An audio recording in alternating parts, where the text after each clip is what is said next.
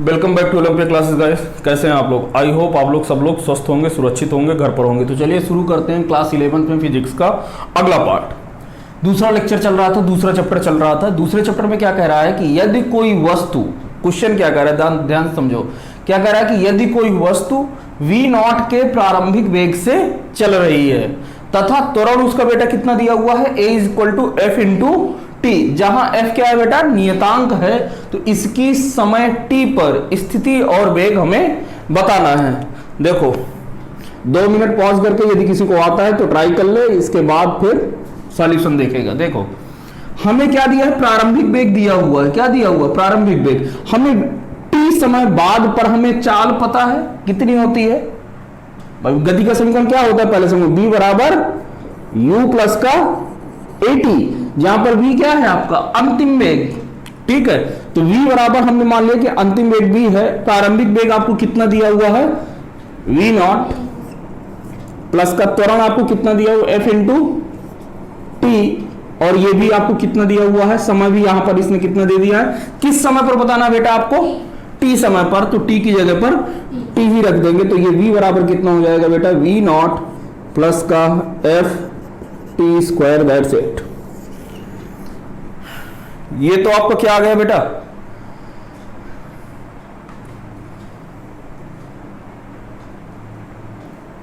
अंतिम वेग। ठीक, ये क्या आ गया आपका अंतिम वेग, b = u प्लस का at से। क्लियर? अब देखो, अब किसकी बात करें, ध्यान से समझना। ये क्या होता है, इसका समय t पर स्थिति और वेग, वेग बताना है ना, क्या बताना है, तो वेग तो हमने बता दिया। अब क्या बताना, हमें स्थिति बताना, मतलब कि पोजीशन बताना है। तो यदि ध्यान से देखो तो ये v बराबर क्या होता है बेटा, ds/dt, यही होता है। यानी कि यहां से मैं ये वाला जो समीकरण आया है इसको मैं क्या लिख दूं, v बराबर कर दूं, तो v बराबर कितना हो जाएगा बेटा, v0 प्लस का f t² = ds × dt। dt का मैं इधर क्या कर दूं बेटा, मल्टीप्लाई कर दूं। तो जब मैं इधर dt का इधर मल्टीप्लाई करूंगा तो ये एक तरफ तो क्या बचेगा, ds बचेगा। ds = कितना हो जाएगा, v0 dt प्लस का f t² dt, यही होगा। इनका सबका बेटा क्या करते हैं, अब इसका समाकलन कर दें। क्या कर दें, मैंने लिखवाया था ना कि यदि दूरी से आपको कहां पर जाना है, यदि वेग से आपको दूरी पर जाना तो क्या करते हैं, समाकलन करते हैं। वो नोट लिखवाया था। चलो समाकलन करने पर समाकलन कर दो। तो जब आप बेटा समाकलन कर दोगे तो यहां से देखना, ये तो इसका समाकलन करोगे तो ये कितना हो जाएगा, ds v0 dt प्लस का f t² dt। क्लियर? यहां से ये ds समाकलन का क्या मतलब है, छोटी छोटी दूरी को क्या कर देना, जोड़ देना। तो क्या आ जाएगी, बड़ी सी दूरी, बड़ी सी स्थिति, मतलब s आ गई। ठीक है, s। यहां पर v0 क्या है बेटा, आपका प्रारंभिक वेग है। तो प्रारंभिक वेग बेटा यदि दिया हुआ है तो इसका मतलब क्या हो, प्रारंभिक वेग कांस्टेंट होगा, नियतांक होगा। तो ये कहां चलाएगा बेटा, बाहर उठकर चलाएगा। तो जब ये बाहर उठकर चलाएगा तो ये कितना हो जाएगा, v0। फिर dt का समाकलन बेटा कितना होता है, t, कि नहीं होता, t प्लस का, यहां से देखो तो f बोला है बेटा कि क्या है, नियतांक है, यानी कि कांस्टेंट है। तो f बेटा बाहर आ गया। ये यहां से कितना हो जाएगा बेटा, t² का dt, यहां से देखो ना, मैं चलो एक स्टेप और लिख दे रहा हूं, ये dt और ये कितना हो जाएगा, t² dt। क्लियर? यहां से तो s बराबर बेटा कितना हो जाएगा, v0 t प्लस का, यहां से देखो तो ये t² का dt है, x की पावर n × dx का समाकलन, तो कितना हो जाता है, x की power n+1 divided by n+1। तो यहां से ये कितना हो जाएगा, t की पावर 3 डिवाइडेड बाई 3। ये आपकी क्या आ जाएगी, स्थिति। आंसर छापो।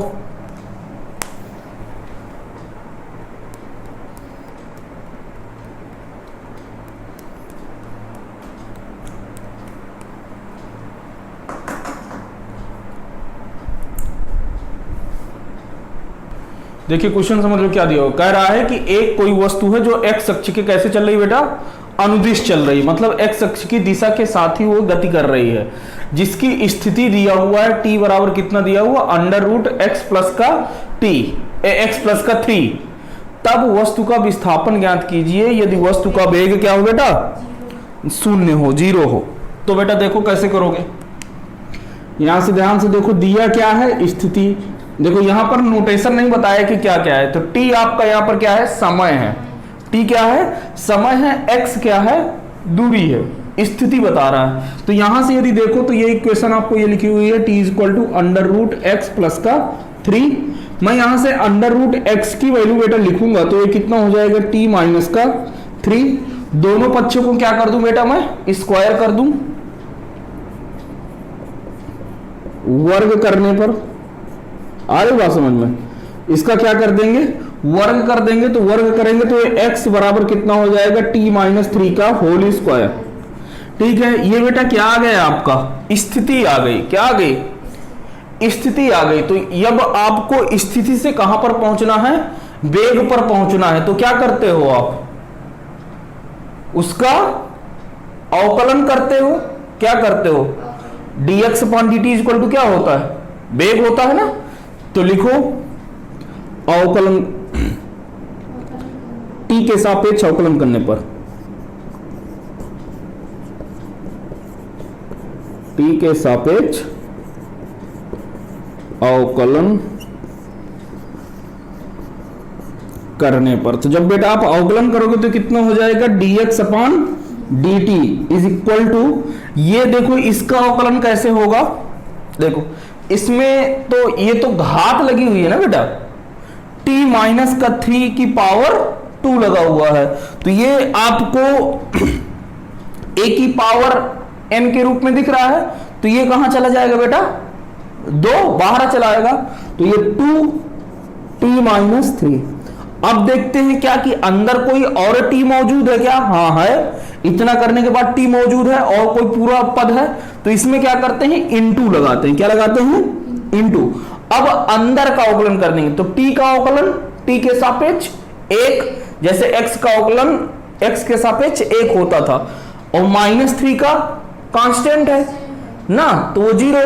तो यहां से ये कितना हो जाएगा, इनटू t का अवकलन 1 और प्लस का 0। प्लस का 0 क्या हुआ, क्योंकि t का तो वही है ना, ये सॉरी ये तो यहां पर साइन तो क्या है, माइनस है ना, तो माइनस का 0, साइन माइनस है ना यहाँ पर, तो माइनस है, माइनस का 0। तो यहां से बेटा ये कितना हो जाएगा, dx upon dt is equal to 2t minus का 3, यही आ गया। अब यही बेटा क्या है बेटा, आपका वेग है, तो वेग बराबर कितना हो जाएगा बेटा, 2t माइनस का 3। ये तो आपका क्या आ गया, वेग आया कि नहीं। तो जब आपका वेग ये आ गया तो आपसे वो क्या बोला है बेटा कि आपको क्या चाहिए, वेग तो उसने क्या दिया है कि 0 है ना, वेग क्या बेटा 0 है, हाँ, तो इसको 0 के बराबर रख दो। तो v बराबर कितना हो जाएगा बेटा, 2t माइनस का 3 इज इक्वल टू 0। तो यहां से आपको क्या आ जाएगा, t माइनस का 3 इज इक्वल टू 0, यानी t is equal to 3 second या 3 यूनिट जो भी लिखना है, कितना हो गया 3 सेकेंड। क्लियर। अब आपका 3 सेकंड पर क्या पूछा बेटा, विस्थापन पूछा है ना, विस्थापन यानी कि दूरी पूछा है, और दूरी बेटा यहां पर कितनी है, तो लिखिएगा t बराबर 3 सेकंड पर स्थिति या विस्थापन जो भी लिख दो, पर विस्थापन लिखे जाएगा, विस्थापन। तो यहां पर x बराबर कितना हो जाएगा, t की जगह पर बेटा 3 माइनस का 3 का होल स्क्वायर, तो यानी कि x बराबर क्या हो गया बेटा 0, यानी विस्थापन क्या है बेटा 3 सेकंड पर 0। छाप लो, देखो क्वेश्चन पढ़ो क्या लिखा हुआ है, किसी वस्तु के लिए त्वरण तथा विस्थापन का संबंध है, मतलब क्या दिया हुआ, उनका रिलेशन दिया हुआ है। a क्या है, जहां पर त्वरण है, x क्या है आपका विस्थापन। फिर कह रहा है कि यदि वस्तु किससे चले बेटा, विरामावस्था से चले, तो वेग और स्थिति में संबंध बताना है। क्लियर हो गया क्वेश्चन कि नहीं। चलो आ जाए, शुरू करें सॉल्यूशन। ध्यान से समझना, ये a बराबर क्या, a बराबर बेटा कितना दिया हुआ है, a बराबर दिया हुआ है 3x स्क्वायर प्लस का 2x। a क्या होता है dv बाई dt, क्लियर है, कोई दिक्कत यहां तक। a बराबर dv by dt is equal to 3x square plus का 2x। यहां से बेटा मैं इस पे क्या करूं कि लेफ्ट हैंड साइड पे मैं dx अपॉन dx का मल्टीप्लाई कर दूं, मल्टीप्लाई और डिवाइड दोनों कर दूं, कोई अंतर पड़ेगा। dx अपॉन dx का मैं मल्टीप्लाई कर दिया, कोई अंतर पड़ा कि नहीं, नहीं पड़ा ना, ये तो सब बराबर हो गया 3x स्क्वायर प्लस का 2x। अब आपको पता चल रहा होगा कि मैंने ऐसा क्यों किया, क्यों किया बेटा, नहीं पता चल रहा क्यों किया। देखो हमसे पूछा क्या है, वेग और स्थिति में संबंध पूछा है। किसमें पूछा है, वेग और स्थिति में। अच्छा वेग हमें बेटा कहां से मिलेगा, dx अपॉन dt से, किससे मिलेगा, तो हमें क्या करना पड़ेगा, हम उसका dx अपॉन dt का अपना जुगाड़ है कि ये, बात समझ रहे हो, नहीं समझ, यहां से पता चला हमें क्या चाहिए, वेग चाहिए, और वेग हमें कैसे मिलता है, dx अपॉन dt, तो हम अपना जुगाड़ कर लिए, खत्म बात। तो ये मैं इसको क्या लिख सकता हूं, इसको मैं लिख सकता हूं, ध्यान से समझना, तो इसको मैं लिख सकता हूं dv by dx into dx upon dt is equal to 3x square plus का 2x। क्लियर हो गया बेटा कि नहीं, हो गया। यहां से देखो तो dx अपॉन dt को मैं बेटा क्या लिख सकता हूं, वेग v into dv by dx is equal to कितना हो जाएगा बेटा, 3x स्क्वायर प्लस का 2x। अब मैं क्या करूं कि v को एक तरफ रहने दूं, x का इधर मल्टीप्लाई कर दूं, तो कितना हो जाएगा, v dv is equal to 3x square dx plus का 2x dx। क्या कर दूं बेटा, इसका समाकलन करना है तो लिखो, समाकलन करने पर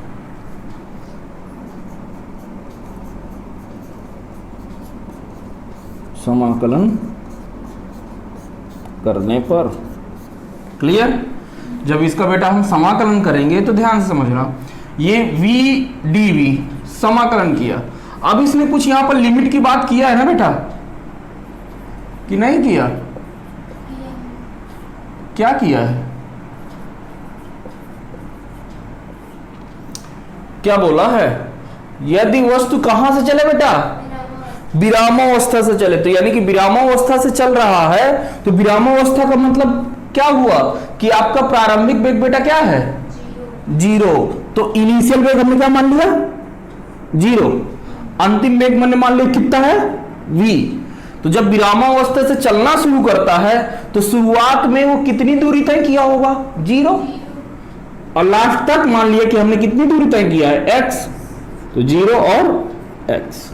क्लियर, ये चीजें दी है तो हर एक पॉइंट पर ध्यान देना कि क्वेश्चन क्या दिया हुआ है। तो यहां से कितना हो जाएगा बेटा, v का v dv कितना हो जाता है, x into dx x square upon 2। तो इसी तरीके से इसका कितना हो जाएगा, v स्क्वायर अपॉन 2। नहीं आ रहा क्या, ये यहां से बेटा 3 आप बाहर ले लोगे, 3 क्या है, कांस्टेंट है ना, तो बाहर आ गया, तो 3। अब ये बेटा कितना बचेगा, x की पावर 3 डिवाइडेड बाई 3। ये समझ में आ रहा है ना, x स्क्वायर का dx प्लस का लिमिट 0 से x प्लस का 2 बाहर x स्क्वायर अपॉन 2 0 से x। क्लियर, यहां से वैल्यू पुट कर दो, एक बार v की जगह पे v, एक बार v की जगह पे 0, तो upper limit minus lower limit, तो यानी कि 0 रखेंगे, 0 माइनस करने का कोई मतलब नहीं है, तो अपर लिमिट ही रखे दे रहे हैं। तो ये कितना हो जाएगा, v square upon 2 equal to 3 से 3 कट गए तो ये x क्यूब ही बचा, प्लस का 2 से 2 कट गया तो ये x स्क्वायर बचा। क्लियर, यहां से ये कितना हो जाएगा, v स्क्वायर बराबर, यदि ध्यान से देखो तो ये कितना हो जाएगा बेटा, 2 ये कि नहीं, यही बचेगा।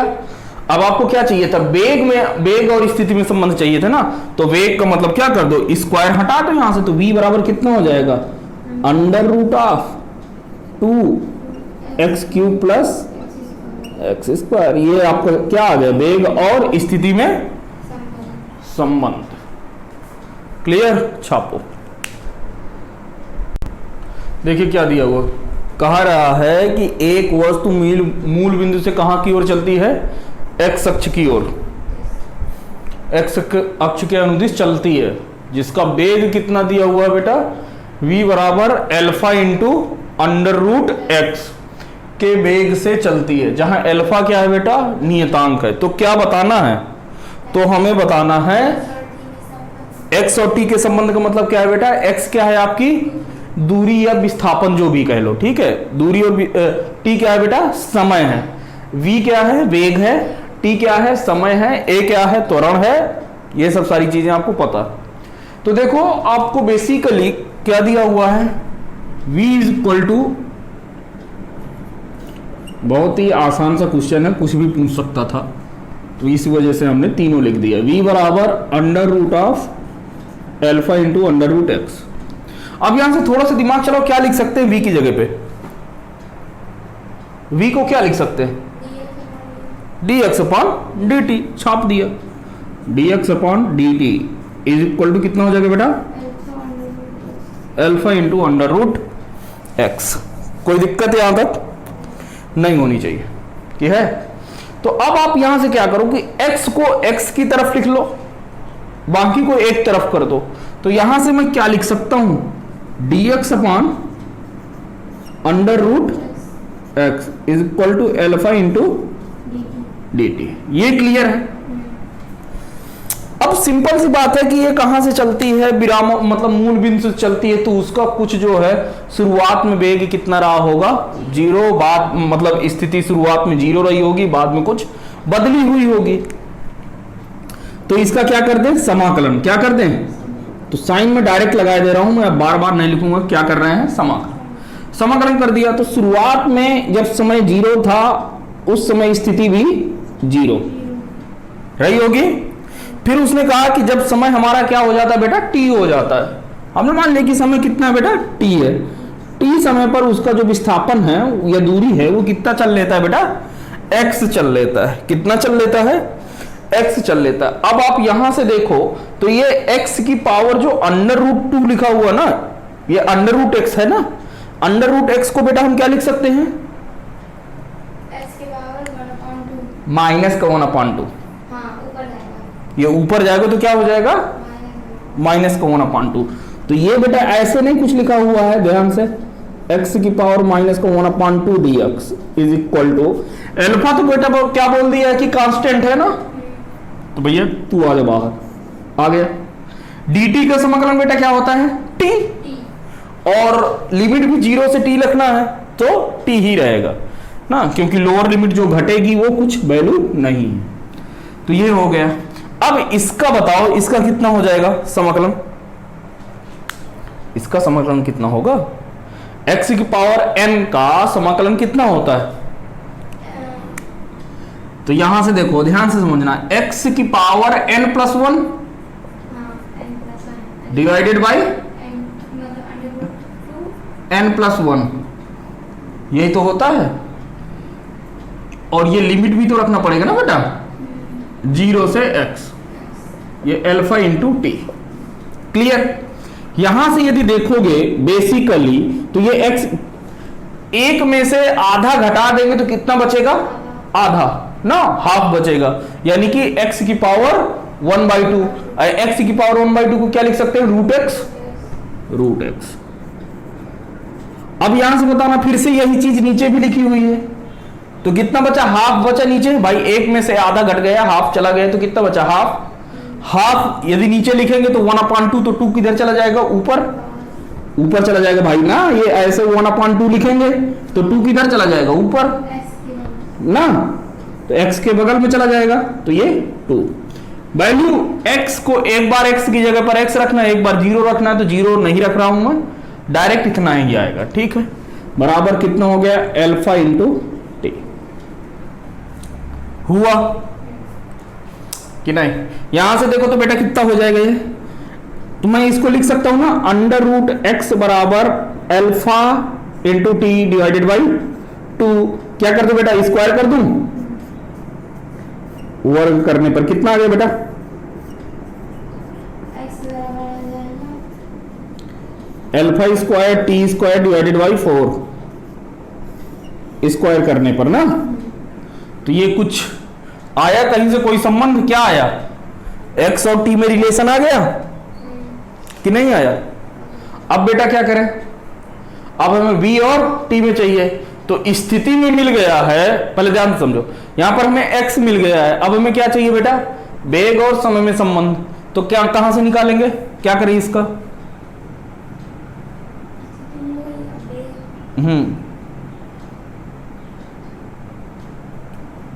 स्थिति से वेग के तरफ जाने पर लिखेंगे ds/dt। हाँ, तो क्या करेंगे, अवकलन करेंगे। तो इसका क्या करेंगे बेटा, अवकलन। तो लिख दो, अवकलन करने पर t के सापेक्ष लिख दो, t के सापेक्ष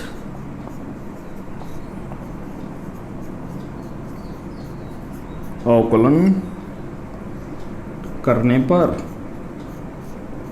जब आप अवकलन कर दोगे तो डी कितना हो जाएगा, ds/dt is equal to, alpha क्या है बेटा, कांस्टेंट है, अल्फा तो अल्फा स्क्वायर भी क्या हो गया, कांस्टेंट, 4 क्या हो गया, कांस्टेंट, तो अल्फा स्क्वायर अपॉन 4, तो ये तो कांस्टेंट हो गया, इनटू ये t के सापेक्ष अवकलन कर रहे हैं, यानी t का ऊपर घात कितनी है, t स्क्वायर है, तो कितना हो जाएगा, 2t। क्लियर? तो यहां से मैं इसको क्या लिख सकता हूं, ध्यान से देखो, dx/dt को मैं v लिख सकता हूं, v बराबर, यहां से 2 से 2 का, ये 2 से 4 कैंसिल हो जाएगा, कितना हो जाएगा, 2 बचेगा, यानी कि कितना हो जाएगा, alpha into T divided by 2, यही है, देख लो। तो वे v और t में संबंध आ गया दूसरा। अब क्या करें, अब हमें क्या चाहिए, एक्सीलरेशन चाहिए, त्वरण चाहिए, तो कहां से जाएंगे बेटा, वेग से त्वरण की तरफ, तो आ जाएगा dv/dt। हाँ, तो यानी कि क्या कर रहे हैं, अवकलन। तो अवकलन कर दो, खत्म बात। फिर से t के सापेक्ष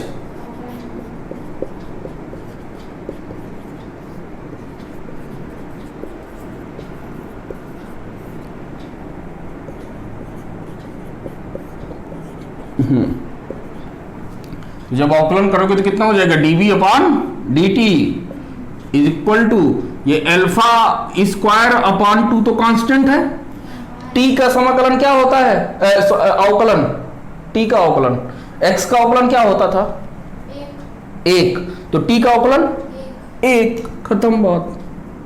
तो 1 लिखने का कोई फर्क पड़ना है नहीं, यानी कि यहां से एक चीज थोड़ा सा समझ में आए कुछ, कि ये a बराबर क्या है बेटा,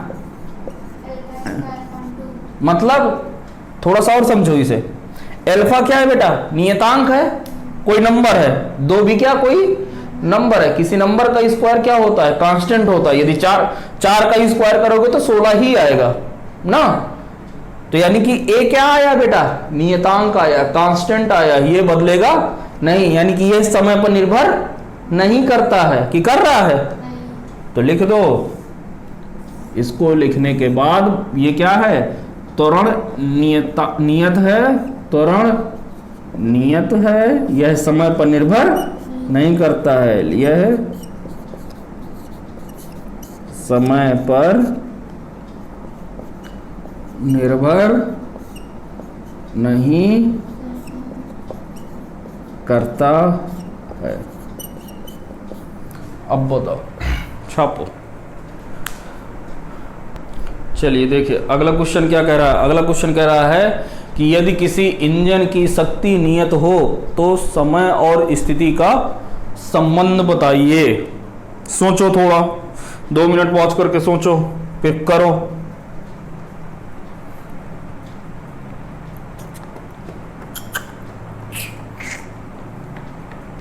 शक्ति है वो नियतांक है।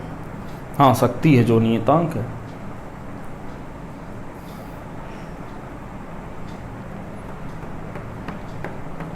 और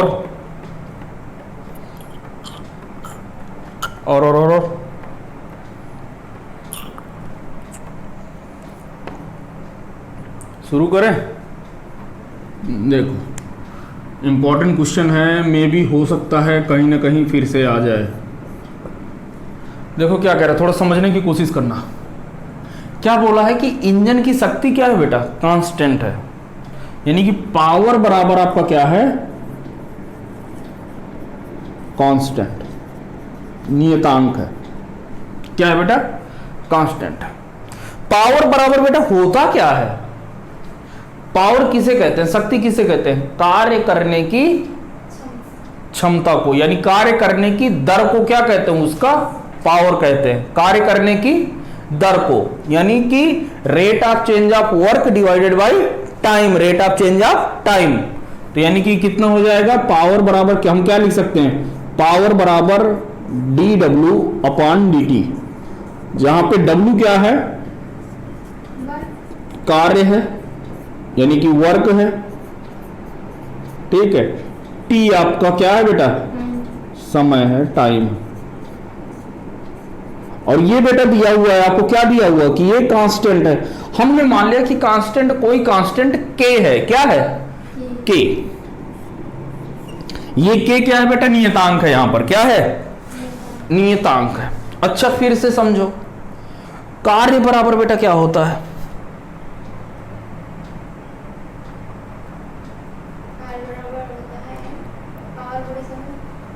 कार्य बराबर नहीं, वो तो वहां से बता दिया, लेकिन थोड़ा सा और सोच के बताओ ना फिर से, नहीं तो फिर तो हम वहीं पर पहुंच जाएंगे। क्या मतलब हुआ?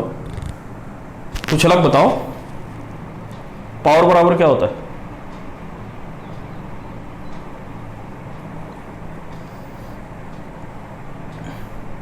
सॉरी, कार्य बराबर, कार्य बराबर क्या होता है? बल गुणे विस्थापन।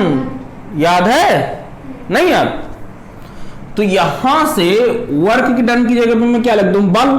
तो बल ही लिख दिया कि भैया बल तो होगा। विस्थापन मैंने मान लिया कितना हो रहा है बेटा? dx विस्थापन हो रहा है dx upon dt, f into dx upon dt is equal to बेटा क्या दिया हुआ है? कांस्टेंट k दिया हुआ है। दिया हुआ है? नहीं दिया। चलो अब बेटा क्या करेंगे? बल बराबर क्या होता है? हाँ, बल बराबर क्या होता है? द्रव्यमान गुणे। हाँ, तो यहां से लिख लेना, कार्य बराबर मैं लिखे दे रहा हूं, कार्य बराबर होता है बल गुणे विस्थापन। ठीक है? नहीं बात समझ में? तो अब यहां से इसी तरीके से ये F वर्ग की जगह पर क्या लिख सकता हूं? m into a dx upon dt is equal to k। क्लियर हुआ कि नहीं? हो गया, बहुत अच्छी बात है। तो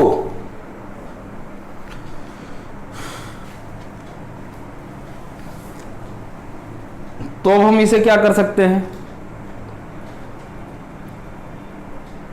बताओ, कुछ तो कर सकते हैं। m का नीचे डिवाइड कर दें भाई, m तो कांस्टेंट है ना भाई। किसी का ध्यान देना, किसी का द्रव्यमान हमेशा क्या रहता है? नियत रहता है। द्रव्यमान ना तो बढ़ाया जा सकता है ना ही घटाया जा सकता है। जितना एक बार हो गया तो उतना हो गया। तो द्रव्यमान बेटा क्या हो जाएगा? कांस्टेंट। मतलब मैं इसको ऐसे लिख सकता हूं a। अच्छा dx अपॉन dt क्या है? क्या b है ना? v है, तो ये k बाई m हो गया। हमें किसमें संबंध चाहिए बेटा? और स्थिति में। चलो कोई बात नहीं। तो a क्या है बेटा? यहां पर त्वरण है, लिखे दे रहा हूं। F बराबर क्या होता है? m इंटू ए, द्रव्यमान गुणे त्वरण। तो यहां से, तो यहां पर देखो ना, यहां पर ये है क्या? एक को मैं क्या लिख सकता हूं? dv बाई dt,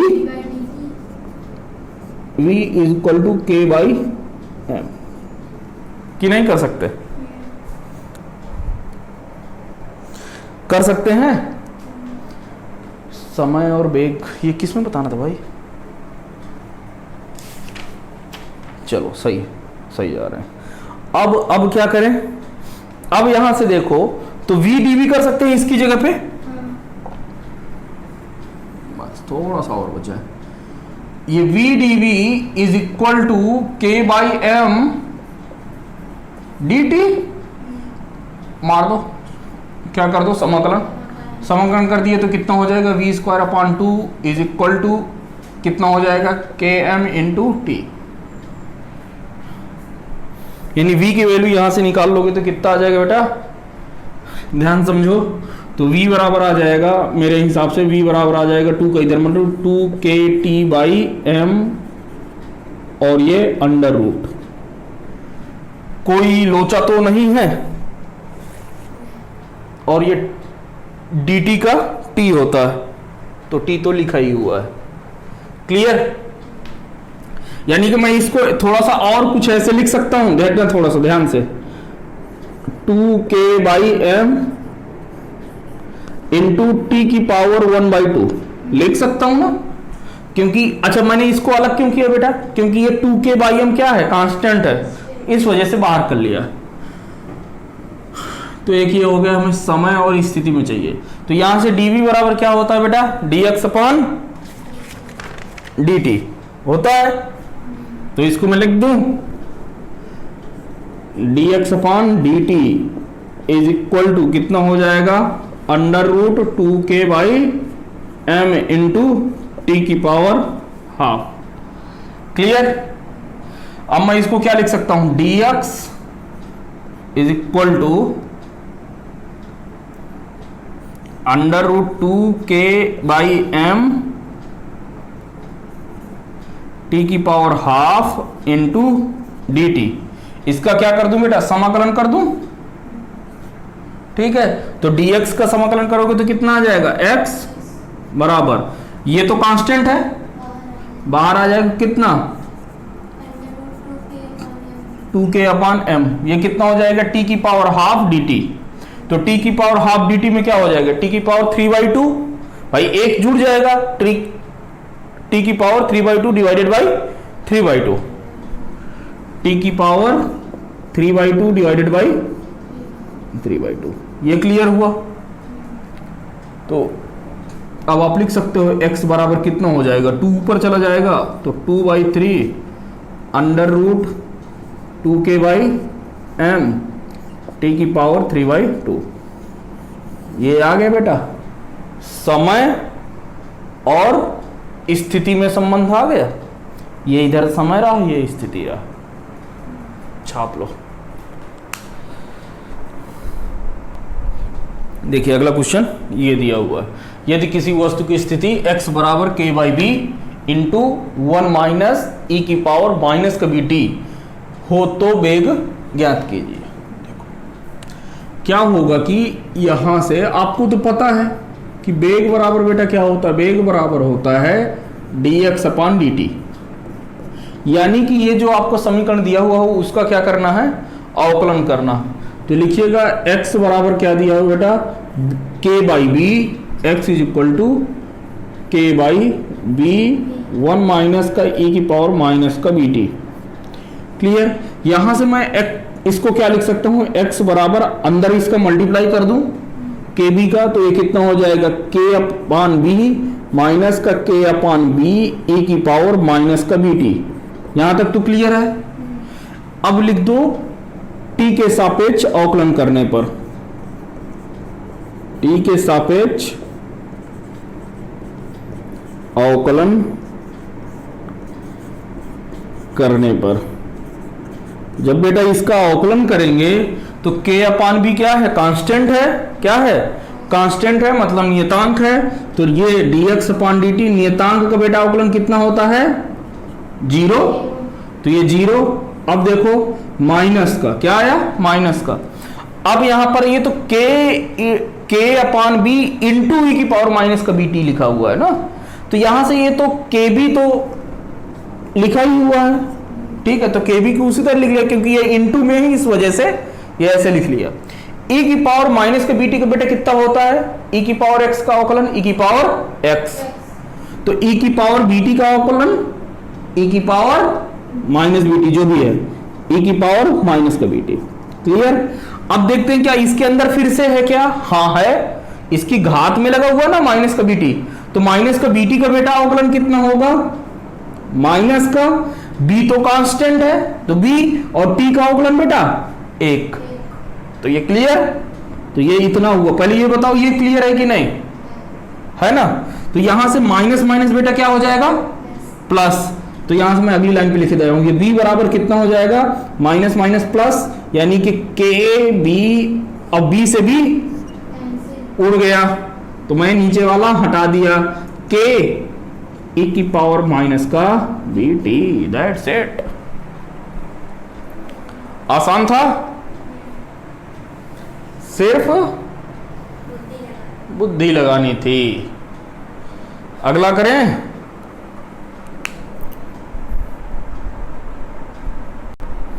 देखिए एक ग्राफ दिया हुआ है, वेलोसिटी वर्सेस टाइम का ग्राफ। कह रहा है कि find displacement for that particular body.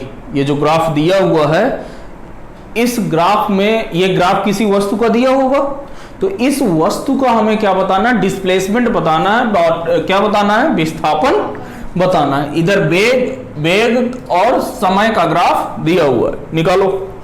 कैसे करते हैं, वेग और समय के ग्राफ का स्लोप त्वरण देता है, पता है, नहीं पता तो लिख लो। Slope of b versus t graph gives acceleration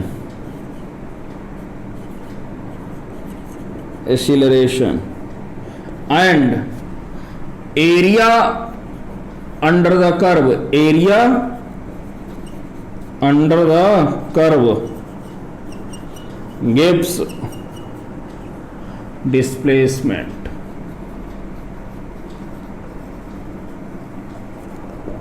Area under the curve gives displacement. बताओ, वैसे ही मैं लिखवा चुका हूं ना हिंदी में। चलो, प्रीवियस लेक्चर पे ये सब सारी चीजें हो चुकी हैं। यदि ये चीज आंख का नाक कान खोल के सब सुन लिया है तो क्वेश्चन हो जाएगा, अदरवाइज ताली बजाओ। क्या होगा बेटा, डिस्प्लेसमेंट बराबर क्या हो जाएगा, डिस्प्लेसमेंट बराबर क्या हो जाएगा, विस्थापन बराबर क्या हो जाएगा, यहां पर निकालो। क्या निकालना है, एरिया अंडर द कर्व निकालना है ना, एरिया निकालना है। यदि हमें इसके ये जो ग्राफ बना हुआ है इसका हमें क्या मिल जाए, क्षेत्रफल मिल जाए, तो हमें क्या दे देगा, वो दूरी या विस्थापन दे देगा, यही तो है। तो यार सिंपल सी बात है, सॉल्यूशन विस्थापन यानी कि विस्थापन बराबर क्या हो जाएगा, क्षेत्रफल। विस्थापन बराबर क्या हो गया, क्षेत्रफल, ट्राइंगल का क्षेत्रफल, क्योंकि यहां पर ट्राइंगल बना हुआ है, त्रिभुज का क्षेत्रफल। कितना हो जाएगा बेटा, क्षेत्रफल बराबर क्या होता है, 1/2 आधार। तो आधार बेटे कितना है, यहां से आधार कितना है, 0 से 40, यानी कितना है बेटा, 40 है। कितना है, 40। तो आधार कितना हो गया बेटा, 40 इंटू वेलोसिटी, इसको मीटर पर सेकंड कर लेते हैं, सॉरी ये क्या है, मीटर पर सेकंड में। हाँ, और वेलोसिटी बेटा ये तो आधार कितना हो गया 40, शीर्ष लंब कितना है बेटा, ऊंचाई 1000, कितनी है बेटा, 1000 हो गया। कट्टम कुट मचा दें, मार मचा दें, ये लोगों खून खच्चर कर दिया हमने। कितना हो गया, 20,000। क्या आया बेटा, 20,000 क्या आया है, मीटर। ठीक है, मीटर को हम थोड़ा सा और शॉर्टकट में लिख लें, क्या कर सकते हैं, इसे किलोमीटर में लिखेंगे तो क्या हो जाएगा, 20 किलोमीटर। ये आपका क्या हो गया, आंसर था। कुछ देखो, एक क्वेश्चन ये दिया हुआ, क्या कह रहा है कि वेलोसिटी आपको दी हुई है, कितना, 10 प्लस का 2t²। कह रहा है कि find average acceleration between t = 2 second and t = 5 second पे। कुछ नहीं करना है, देखो सॉल्यूशन, यदि हमें क्या चाहिए, v बराबर दिया हुआ कितना 2t स्क्वायर प्लस का 10, यही दिया हुआ है। हमें क्या चाहिए, एक्सीलरेशन चाहिए, त्वरण चाहिए, तो क्या कर देंगे, इसका t के सापेक्ष अवकलन कर दें, तो यानी कि dv upon dt equal to कितना हो जाएगा 4t प्लस का 0। अब ये आपसे किस समय पे बोला है, t बराबर 2 सेकंड पे, तो a किस पर है, एट t इक्वल टू 2 पर, यानी कि t की जगह पर 2 रखेंगे, तो कितना हो जाएगा 8 मीटर पर सेकेंड स्क्वायर। फिर a at t equal to 5 second, यानी कि 4 इंटू 5 इज इक्वल टू कितना हो जाएगा 20 मीटर पर सेकेंड स्क्वायर। अब आपको क्या चाहिए बेटा, एवरेज चाहिए ना, एवरेज एक्सीलरेशन कि नहीं चाहिए, तो निकाल लो यहां से, औसत त्वरण, औसत त्वरण बराबर बेटा कितना हो जाएगा, औसत त्वरण बराबर कितना हो जाएगा, औसत त्वरण बराबर, औसत त्वरण यहां से ये कितना भाई, ये एक 20 और एक कितना है 8 है, तो यहां से और इनके बीच में समय कितना लग रहा है बेटा 3। पहले ध्यान समझना, ये त्वरण आपका कहां से कहां तक परिवर्तित हुआ, 8 से 20 में, यानी 20 से 20 प्लस का 8 गया है, और कितने समय में गया है बेटा 3 सेकेंड में, तो कितना हो जाएगा 28/3 मीटर पर सेकेंड स्क्वायर। Answer clear. चलो मिलते हैं अगले लेक्चर में।